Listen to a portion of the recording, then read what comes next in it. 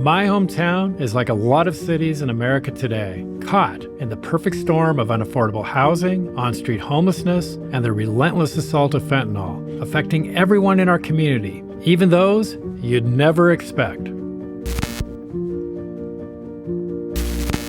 Day 94, departing from City Hall. Here today we have Sheriff John Knowles, his daughter Sarah, and his wife Shauna. We wanted to have John here today well, for one thing, you're involved in what we're talking about with these 5 a.m. walks every day, and also just wanting to talk about the nature of addiction and personal experiences. I've got quite a bit of personal experience with it in my family.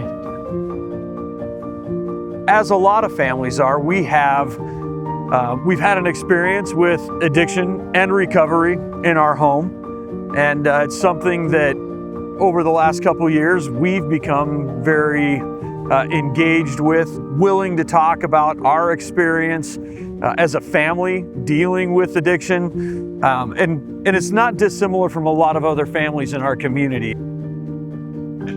And Sarah, you have a personal experience with this also that you've talked about and been willing to share with us and the community. And 5 a.m. doesn't seem too early to talk about these things. No.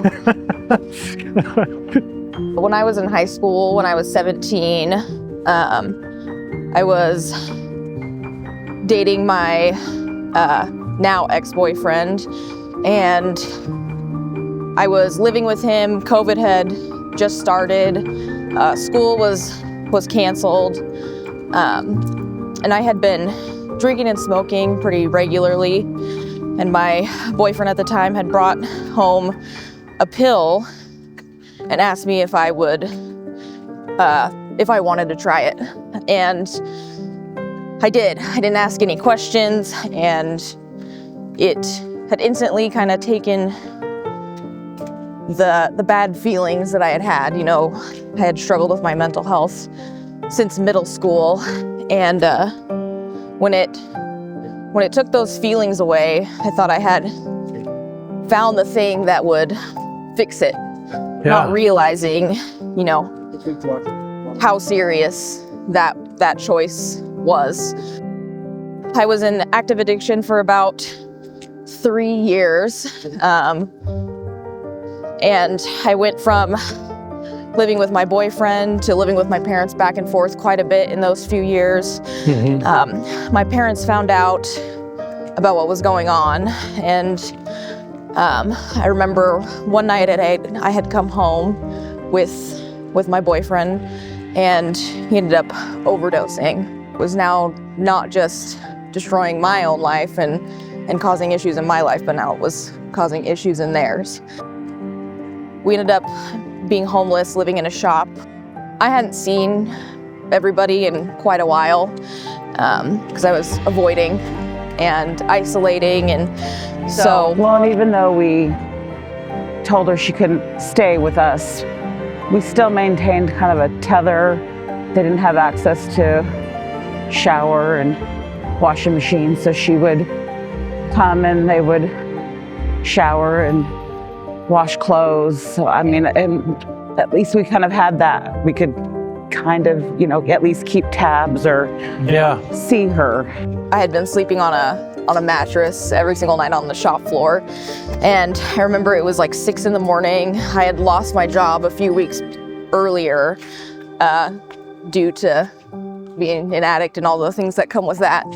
I remember waking up and my dad was in the doorway. And that was not a good feeling for me. I remember knowing that all the things that I was doing were probably gonna be asked to be stopped.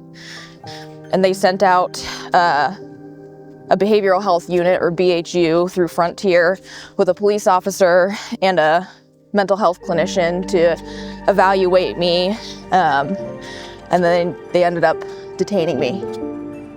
Even leading up to that must have been kind of terrifying. I mean, when you're in addiction, just the physical experience of thinking you're gonna have to stop must have been. Oh yeah, I definitely lashed out at my boyfriend and my dad. I didn't want to have to go through withdrawals. I mean, getting sober is a really scary thing. A lot of people try to compare it to, at least physically, having a cold time, the worst cold you ever had times a million. And I think it's helpful to understand that, yes, it feels awful, but it's also the mental aspect. You know, you've been doing everything the same way every single day for however many years or however long.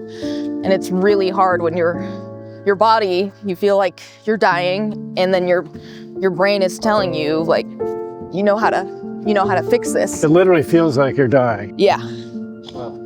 But on the mental side of it, it's just your brain telling you to go back and do it again. I always, there for a long time, just terror that she would relapse. And I don't take that for granted. We know people who have been clean and sober for very long decades and who relapse, you know, so we don't take it for granted. And people who are in active addiction, people who are trying to be clean and stay, I mean, they are superheroes. My experience with my own children, and they remind me of Shauna in many ways, incredibly articulate, sharp, funny, Yes. you know, wonderful children.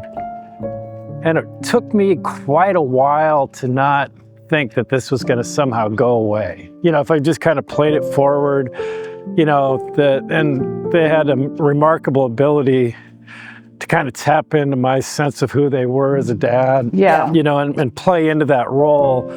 And it would kind of suspend I think even my ability to see what was going on in front of me. For any parent who has a child that they care about, watching them descend into addiction is hard. It's hard for anybody. For me professionally, I was keenly aware, having worked narcotics in the past, you know, spending most of my professional career dealing with people who, you know, are suffering from the effects of addiction. I knew where this could go.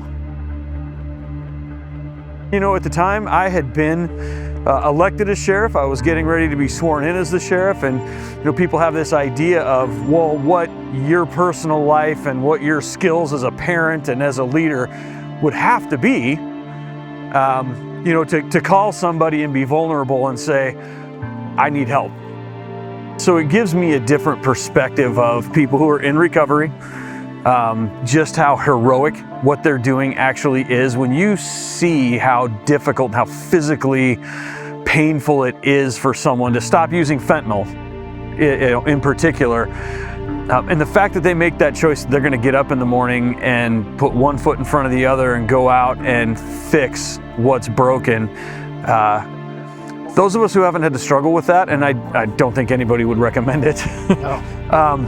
It's incredible what people in recovery do every single day.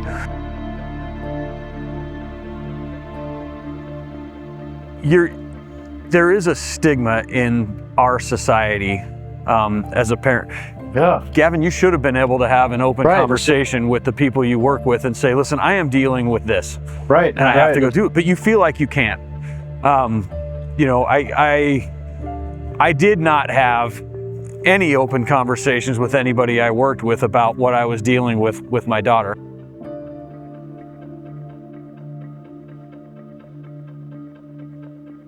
You cannot get to know people who are in these conditions, and we should never be a society that does not look at these people as people who have value, who have worth.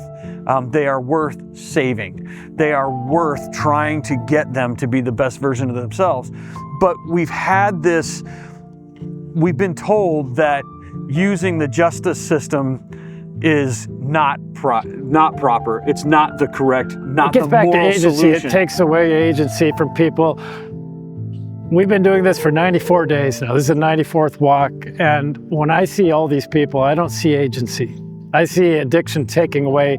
I see no agency. And I have no question in my mind that stepping in and forcing people into those moments where they're able to say yes to treatment with medication-assisted treatment, getting them to that yes forcibly is the absolute moral, compassionate thing to do. But there's just no question, because there is no agency with this drug.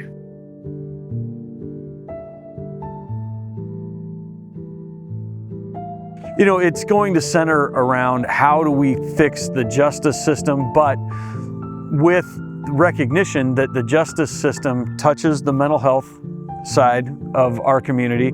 It touches the healthcare systems in our community, and how do we holistically change what we're doing, connect the things that need to be connected to provide better outcomes.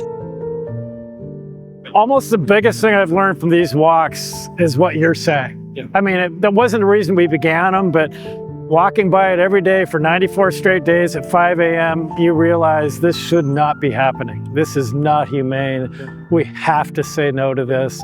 And then the hard work begins. If you're going to say no to this, then you're saying yes to a lot of hard work for systems and support and coming together as a community, because it's not all government, like you said. So it's the whole community response. We do need a community response more than ever, and we need people like you. Today, Sarah continues to win the battle and is now thriving as a mental health counselor, guiding others on their paths to recovery. Join me at 5amwalks.org and help stop the madness.